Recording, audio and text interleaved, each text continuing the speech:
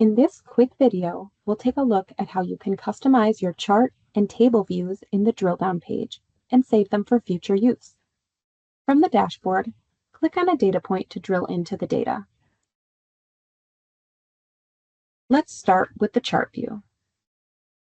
Click the gear icon in the top right corner of the chart to open settings. Here, you can change your dimensions. For example, to view turnover by seniority group, add Seniority Group as a category. To compare the voluntary and involuntary turnover within each seniority group, add Voluntary versus Involuntary as a series.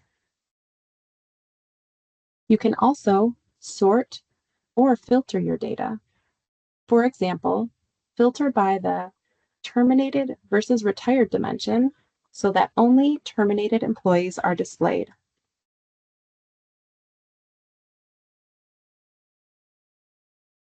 If you'd like a different visualization, click on the chart icon to switch between chart types, like bar, line, or pie.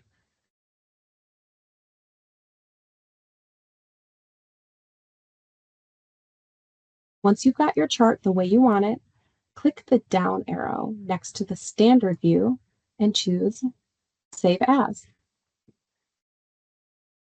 Give your view a clear name.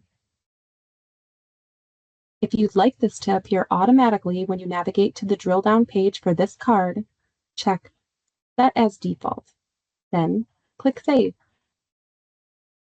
You can do the same thing in the table view below. Click the gear icon to add or remove fields, sort, filter, and group the data as you please. Then save your setup as another view. You can even create multiple saved views for different use cases. And that's it. With just a few clicks, you can customize your charts and tables to fit exactly what you need and easily come back to them at any time.